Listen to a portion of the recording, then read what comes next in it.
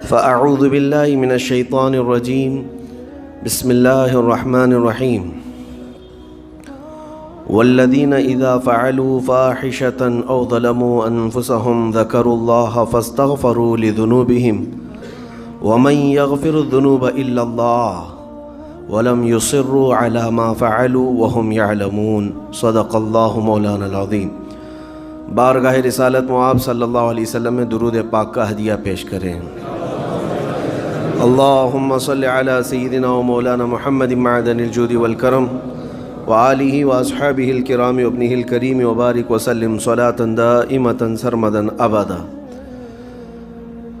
عزیزان گرامی، اللہ تعالیٰ نے انسان کو بنایا ہے اور انسان بھولتا بار بار ہے اور خطائیں بھی بار بار کرتا ہے۔ خطا کرنے والا اور بھول جانے والا اللہ کی بارگاہ میں ایسا نہیں ہے کہ وہ ہمیشہ کے لیے ناکارہ ہے، بلکہ اللہ تعالیٰ نے اسے زندگی میں بار بار موقع دیے ہیں کہ تو اپنی خطاؤں سے اور اپنی بھول سے پھر سے دوبارہ اپنی اچھی زندگی میں آ جا، اور اسی کو ہم توبہ کہتے ہیں۔ توبہ کا جو آپشن رکھا گیا ہے انسانوں کے لیے، مسلمانوں کے لیے خاص طور پر، بہت ہمت والا ہے دروازہ ہے، بہت ہمت والا دروازہ ہے۔ اور اسی وجہ سے حدیث پاک میں یہ ہے کہ گناہ کرتا ہے بندہ، پھر توبہ کرتا ہے، پھر گناہ کرتا ہے، پھر توبہ کرتا ہے، یہ کرتا رہتا ہے۔ فرشتے اللہ کی بارگاہ میں عرض کرتے ہیں کہ مولا یہ تو بار بار وہی کرتا ہے، پھر توبہ کرتا ہے۔ اگر ہمارے ساتھ کوئی غلطی ایک بار دو بار کر دے، تیسری بار تو ہم اسے چھوڑیں گے بھی نہیں۔ انسانوں کی طبیعت تو یہی ہے، لیکن بندہ جب بار بار ایک خطا کرتا ہے اور پھر توبہ کرتا ہے، پھر خطا پھر توبہ، تو فرشتے جب اللہ کی بارگاہ میں یہ عرض کرتے ہیں کہ مولا یہ ہر بار یہی کرتا ہے، تو جانتے ہیں پروردگار عالم کیا فرماتا ہے؟ ارشاد فرماتا ہے، اے میرے فرشتوں، میرا بندہ مجھے رحمان سمجھتا ہے اس لیے بار بار توبہ کرتا ہے، مجھے وہ ارحم الراحمین سمجھتا ہے، ورنہ کون بار بار اللہ تبارک و تعالیٰ کی بارگاہ میں دروازہ کھٹکھٹاتا؟ تو رب تبارک و تعالیٰ ارحم الراحمین ہے، یہ تصور ہر مسلمان کے ذہن میں ہے، اس کی وجہ سے وہ کبھی مایوس نہیں ہوتا۔ اور شیطان کا سب سے بڑا حربہ کیا ہے جانتے ہیں آپ؟ سب سے بڑا بہکانے کا اور گمراہ کرنے کا اور ہمیشہ گناہوں میں ملوث رکھنے کا سب سے بڑا آلہ کہ بندے کو سب سے پہلے نا امید کرتا ہے، اب تیرا کیا ہوگا، تو بہت برباد ہو چکا ہے۔ یہ جو خیال شیطان ڈالتا ہے دل میں، اس کے بعد پھر وہ بندہ جری ہو جاتا ہے، اب میرے توبہ سے بھی کچھ ہونے والا نہیں ہے، جو جس طرح زندگی چل رہی چلنے دو، ارے 50 سال ہو گئے اب تک میں یہی کرتا رہا، اب کیا سدھروں؟ یہ جو خیالات ہے یہ شیطان ڈالتا ہے تاکہ اس کی کفر پر موت ہو جائے، تاکہ وہ ہمیشہ گناہوں کی موت مرے۔ نا امیدی جو ڈالتا ہے شیطان، اب میرے ساتھ کچھ ہونا نہیں ہے۔ نہیں میرے عزیزو، رحمت عالم صلی اللہ تعالیٰ علیہ وسلم کی بارگاہ میں کیسے کیسے لوگ آئے اور ارحم الراحمین نے ان کی توبہ قبول کی۔ آپ کو ایک بات میں بتاؤں، سیدنا عمر ابن خطاب رضی اللہ تعالیٰ عنہ کا دور ہے، مثنوی شریف میں مولانا روم فرماتے ہیں، جنت البقیع آپ نے سنا ہوگا، قبرستان مدینے کا، مدینے کے قبرستان میں رات کے وقت ایک بوڑھا آدمی 80 سال کا جو بانسری بجاتا تھا اور اسی سے پیسہ کماتا تھا، اس کی بانسری میں بڑی اچھی لے تھی، بڑی سر اچھی تھی، لوگ سنتے تھے اور پیسے دیتے تھے، لیکن بڑھاپے میں جب سانس پھولنے لگ جاتی ہے، ہانپنے لگ جاتا ہے، سانس نہیں ٹھہرتی، تو بانسری کیسے بجتی؟ اس کی لے ٹوٹ جاتی، لہجے بدل جاتے۔ بوڑھا آدمی، اب اس کی بانسری سننے کو کوئی آتا نہیں تھا اور پیسے ملتے نہیں تھے، تھک ہار کر کے وہ آیا، رات کا وقت تھا، جنت البقیع قبرستان میں، 80 سال کی عمر کا ہو گیا ہے، اس نے بانسری توڑ دی، کہا زندگی بھر جس چیز سے میں کماتا تھا اب میری سانسوں نے جواب دے دیا، جسم پھولنے لگا ہے، سانس زیادہ آنے لگ گئی ہے، اب میرا کھانا پینا کیسا چلے گا؟ خیر ارحم الراحمین ہوں تو تیرا ہی بندہ، میرے اہل و عیال نہیں، میرے رشتہ دار نہیں، مجھے اگر تو بھوکا مارنا ہے تو اسی قبرستان میں مار دے، یا اگر میری زندگی باقی ہے تو میرے رزق کا انتظام کر دے۔ وہ رو رہا تھا 80 سال کی عمر میں۔ جب بندہ لاچار و مجبور ہوتا ہے تو پروردگار کو ہی یاد کرتا ہے۔ جانتے ہیں عمر ابن خطاب رضی اللہ تعالیٰ عنہ امیر المومنین مسجد نبوی میں تھے اور ان کی آنکھ لگی تھی، خواب میں رسول پاک صلی اللہ تعالیٰ علیہ وسلم تشریف لائے۔ کہا عمر، اللہ کا حکم ہے جنت البقیع میں جاؤ، ایک بھوکا آدمی کھڑا ہے، اپنے گھر سے کھانا لے جاؤ اور اس کی ضرورت کا انتظام کرو۔ نیند کھلی تو آپ نے دیکھا اللہ کے حبیب صلی اللہ علیہ وسلم کی طرف سے حکم آیا اور رب ذوالجلال کا حکم ہے۔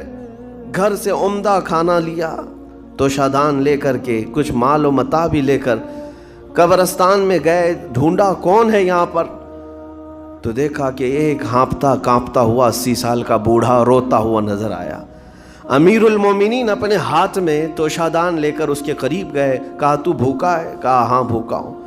بیٹھ چل میں تجھے کھلاتا ہوں۔ دسترخوان بچھا کر اسے اپنے ہاتھوں سے کھلایا اور اسے اپنی ضرورت کے مطابق جو ضروریات تھیں اس کی ضرورت کے مطابق وہ ساری چیزیں دی۔ وہ بوڑھا پوچھتا ہے آپ کون ہیں؟ حضرت عمر فاروق نے کہا میں عمر ابن خطاب ہوں۔ وہ ڈر گیا، حضرت عمر سے کون نہیں ڈرتا تھا کہ کہیں یہ کھلا پلا کر کے مجھے کوڑے نہ ماریں کہ زندگی بھر بانسری بجانے والا آج پکڑا گیا ہے، ہاں آج مجھے یہ سزا نہ دے دے۔ وہ کانپنے لگا، کہا کہ آپ یہاں کیسے؟ حضرت امیر المومنین کہتے ہیں میں خود نہیں آیا، مجھے اللہ کے رسول نے بھیجا، اور رب تبارک و تعالیٰ کا حکم آیا تھا کہ تو بھوکا ہے اور تو نے رزق مانگا ہے اور مجھے تیرے رزق دے کر کے بھیجا گیا ہے۔ وہ چیخ مار کر کے گر پڑا زمین پر اور رونے لگا، اپنے ہاتھ پھیلا کر کہا سچ فرمایا مولا تو ارحم الراحمین ہے، 80 سال تجھ سے دور بھاگتا رہا، ایک بار کیا تجھے میں نے پکارا، تو نے وقت کے امیر المومنین کو کھانا دے کر بھیج دیا۔ اللہ رب العزت کی بارگاہ میں نا امیدی اور مایوسی جو شیطان لاتا ہے، اس سے بندے بھٹک جاتے ہیں، بہک جاتے ہیں، انہیں توبہ کی توفیق بھی نہیں ملتی۔ اسی لیے میرا مولا فرماتا انا عند ظن عبدی بی، رب تعالیٰ فرماتا میرا بندہ میرے بارے میں جیسا گمان کرتا ہے میں اس کے ساتھ ویسا سلوک کرتا ہوں۔ تم کیا گمان کرتے ہو؟ وہ سخت پکڑ کرے گا، ابھی مار ڈالے گا۔ وہ غفار ہے، قہار ہے، جبار ہے، لیکن ساتھ میں وہ ستار بھی ہے، وہ رحمان بھی ہے، رحیم بھی ہے۔ اگر رب تبارک و تعالیٰ ہر چیز پر پکڑ کرتا تو ہمارا تو جینا ہی نہیں تھا یہاں پر، اتنے گناہ ہو چکے۔ اور وہ رب تعالیٰ فرماتا وسعت رحمتی کل شیء، میری رحمت نے ہر چیز کو گھیر رکھا ہے۔ اللہ رب العزت بندوں کو معاف کرنے کا اظہار زیادہ فرماتا ہے۔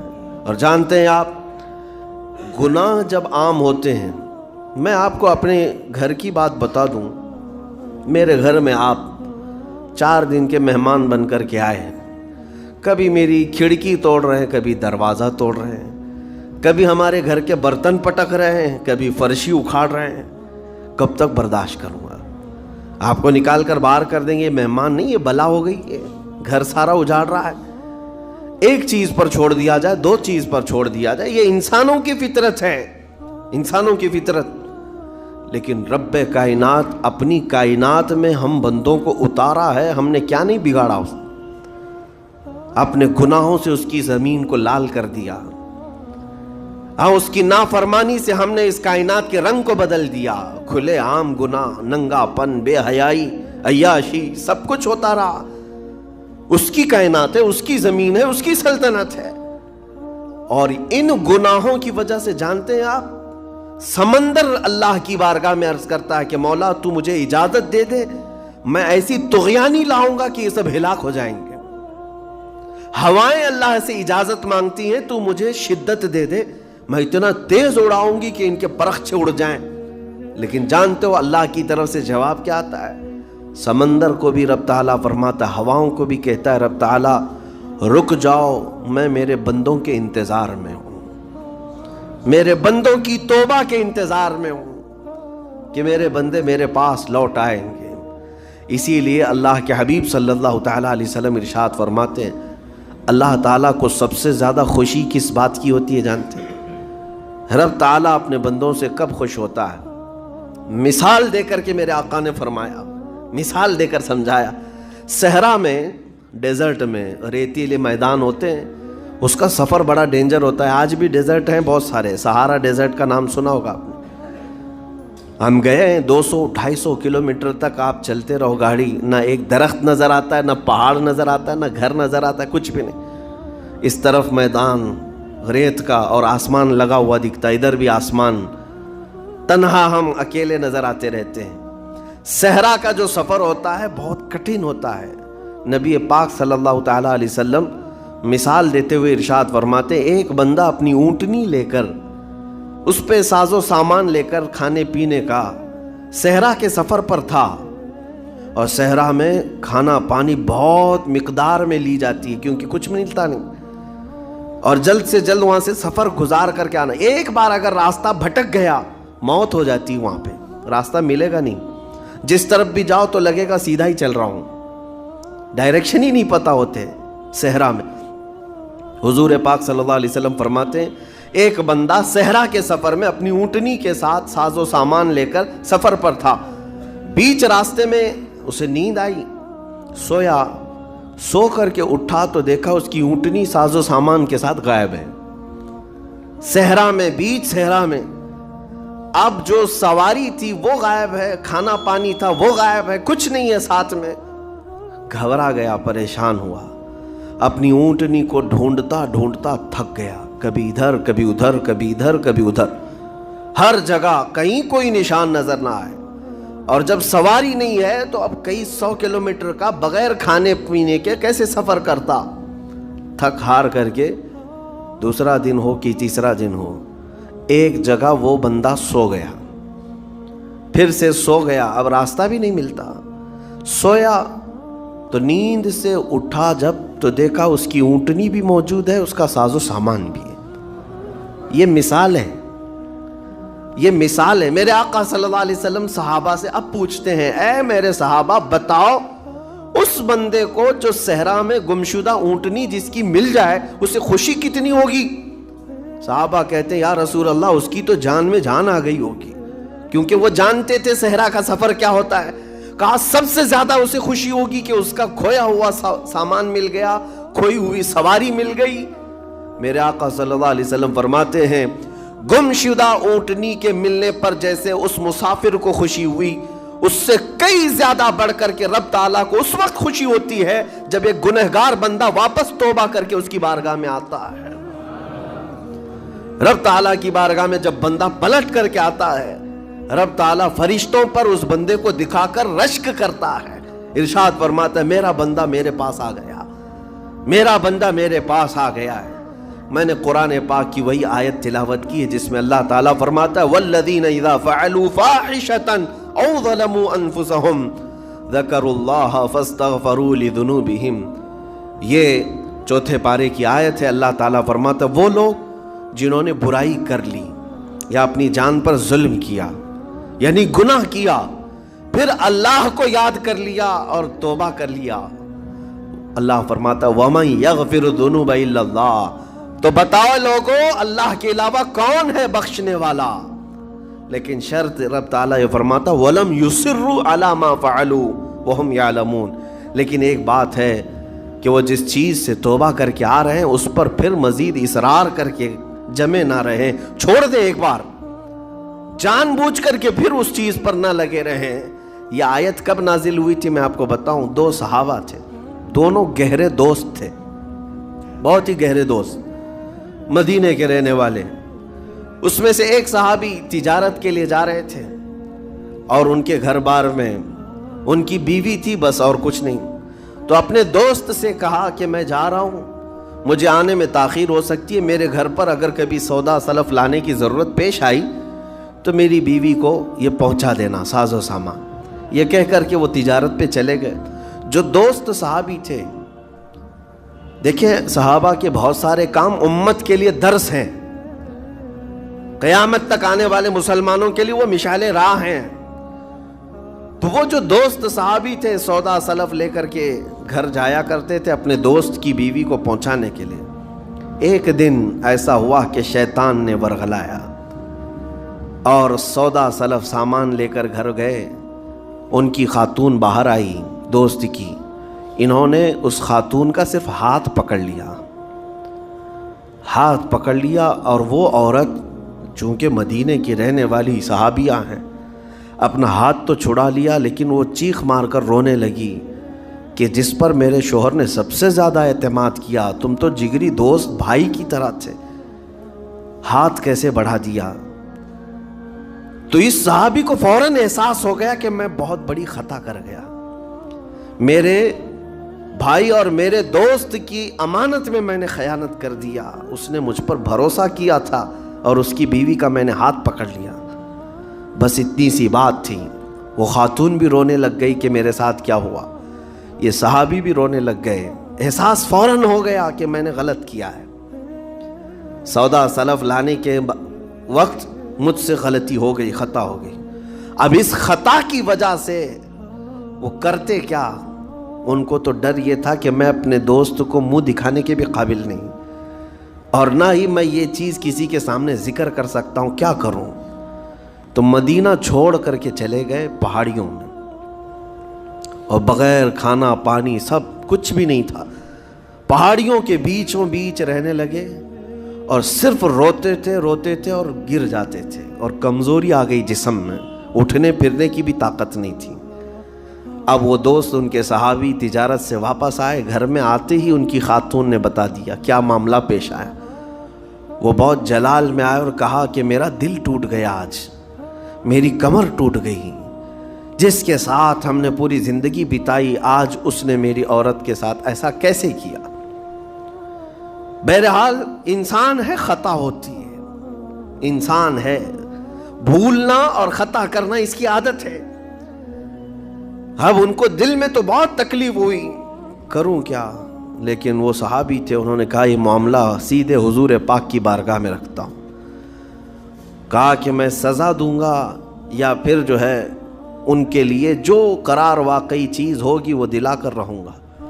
بارگاہ مصطفیٰ صلی اللہ تعالیٰ علیہ وسلم میں تشریف لائے، عرض کیا کہ آقا ایسا ہو گیا، میرے معتمد ساتھی نے میرے گھر میں ایسا معاملہ کر دیا۔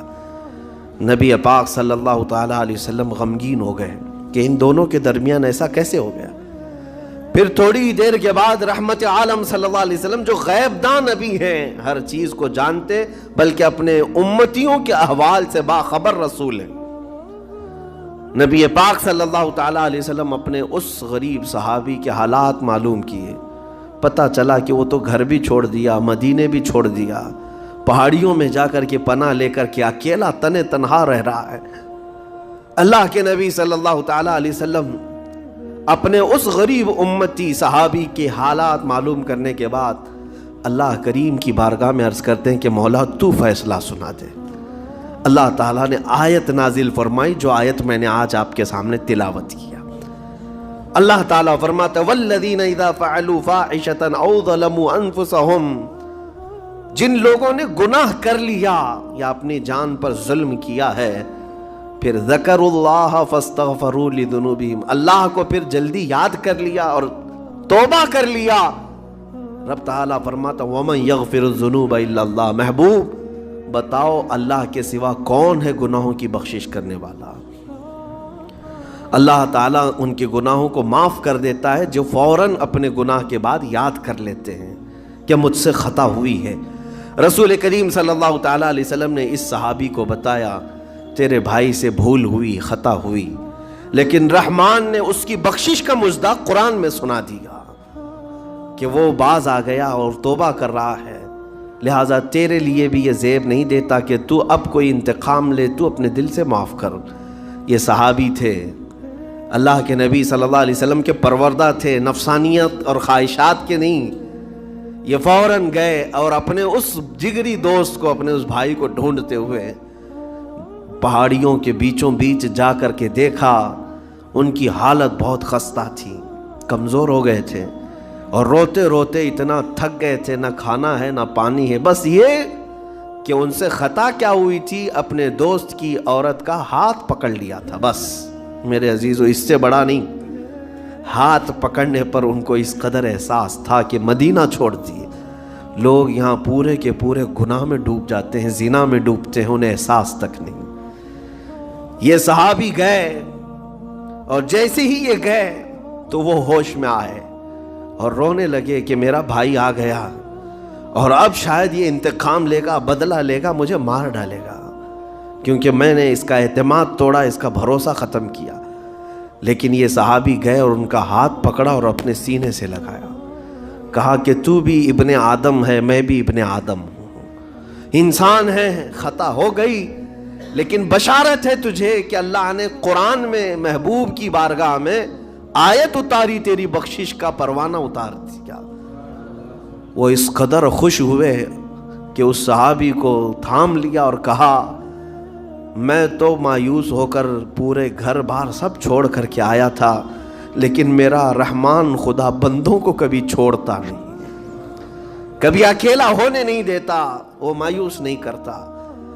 میرے عزیزو، آج ہمارے پاس وقت ہے، جب ٹھوکر کھائیں تو فوراً احساس ہو جائے، جب غلطی ہو جائے۔ غلطیاں کس سے نہیں ہوتی؟ گناہ سب سے ہوتے ہیں، اور اسی لیے میرے آقا صلی اللہ علیہ وسلم ارشاد فرماتے ان بنی آدم خطاؤون وخیر الخطائین التوابون۔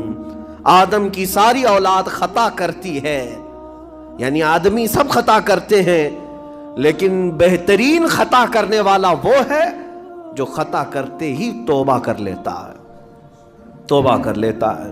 کوئی رات تمہاری ایسی نہ ہو کہ بغیر توبہ کے سو جاؤ، کوئی صبح ایسی نہ ہو آپ کی جو اللہ تعالیٰ کی بارگاہ میں استغفار کر کے نہ شروع کرو۔ ہر دن توبہ کرو، ہر دن اللہ کریم کی بارگاہ میں استغفار کرو۔ اور قرآن کی ایک آیت میں آپ کو یہ بھی بتا دوں، 9ویں پارے سورہ انفال کی آیت ہے، اللہ تعالیٰ فرماتا ہے وَمَا كَانَ اللَّهُ لِيُعَذِّبَهُمْ وَأَنْتَ فِيهِمْ وَمَا كَانَ اللَّهُ مُعَذِّبَهُمْ وَهُمْ يَسْتَغْفِرُونَ۔ اللہ فرماتا ہے اس امت پر اللہ عذاب ویسا نازل نہیں کرے گا جیسے پہلی امتوں پر آتا تھا۔ اس کی وجہ یہ ہے، پہلی وجہ یہ ہے کہ ان کے بیچ میں میرا محبوب آرام کر رہا ہے، رسول پاک صلی اللہ علیہ وسلم۔ دوسری ایک وجہ رب تعالیٰ فرماتا ہے وَمَا كَانَ اللَّهُ مُعَذِّبَهُمْ وَهُمْ يَسْتَغْفِرُونَ، جب تک لوگ اللہ کی بارگاہ میں استغفار کرتے رہیں گے، استغفر اللہ ربی من کل ذنب واتوب الیہ، جب تک استغفار کرتے رہیں گے، اللہ فرماتا ہے اس قوم پر اللہ عذاب نہیں نازل کرتا۔ جب بندے چھوڑ دیتے ہیں، ارے جو کیا سب صحیح کر رہا ہوں، میرا کیا ہے، توبہ کرنا بھول گیا، استغفار کرنا بھول گیا، ان بندوں پر اللہ کا عذاب آتا ہے، اس قوم پر عذاب آتا ہے۔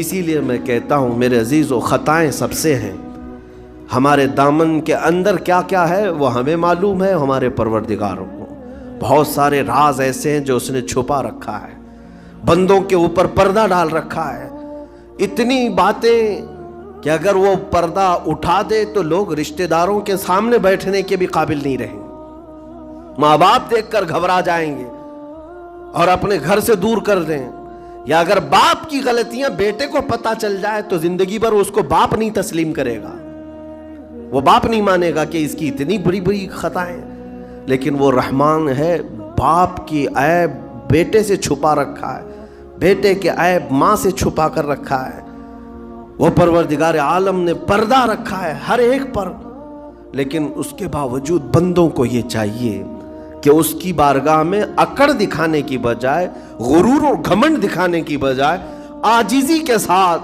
اسے رحمان تسلیم کر کے عرض کرتے رہے مولا میں خطا کار ہوں اور تو ستار و غفار ہے، بخش دے مولا تیرا نام غفار ہے، بخش دے مولا تیرا نام غفار ہے۔ اسی لیے میں عرض کرتا ہوں میرے عزیزوں، رب تبارک و تعالی ارحم الراحمین ہے، لیکن کچھ بندوں کو آج ایسا لگتا ہے کہ اب ہم جس زندگی میں جیسے چل رہے ہیں اب تک ہمارے ساتھ کچھ ہوا نہیں، اس کا مطلب ہے کہ ہم صحیح کر رہے ہیں، جو کر رہے ہیں ہم صحیح کر رہے ہیں۔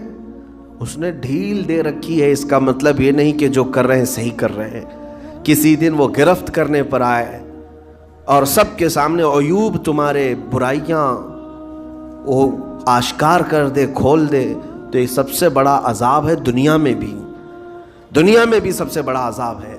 بہرحال آج وقت ہے، اللہ تعالیٰ نے عقل سلیم عطا کیا ہے، اور میں آپ کو بتاؤں کہ اللہ تبارک و تعالیٰ ان بندوں کو پسند کرتا ہے جو اس کی بارگاہ میں گڑ گڑاتے ہیں۔ آپ نے دنیا میں دیکھا ہے، کسی کے پاس آپ مانگنے کے لیے جائیں، 1000 روپے مانگ کے دکھائیں، آج وہ دے دے گا، کل پھر 1000 روپے مانگے اس سے، ہو سکتا ہے دے دے گا، پرسوں پھر مانگو، دیکھو پھر اس کا چہرہ بگڑتا ہے کہ نہیں۔ اچھے لوگوں کی بات میں کر رہا ہوں، مانگنے سے لوگ ناراض ہوتے ہیں، اور اگر تم مانگنے کی عادت ڈال لی تو دیکھنا وہ آدمی راستہ کاٹنے لگ جائے گا، ارے یہ آ رہا ہے، ہٹ جاؤ ادھر سے، ابھی آئے گا 1000 روپے مانگے گا۔ مانگنے والوں سے تو ہم راستہ کاٹ لیتے ہیں، لیکن آپ کو پتہ ہے رحمت عالم صلی اللہ علیہ وسلم ارشاد فرماتے ہیں، میرا مولا رب تعالیٰ کی شان یہ ہے کہ بندہ اگر مسجد میں آیا اور کچھ مانگے بغیر ہی چلا گیا تب رب تعالیٰ ناراض ہوتا ہے۔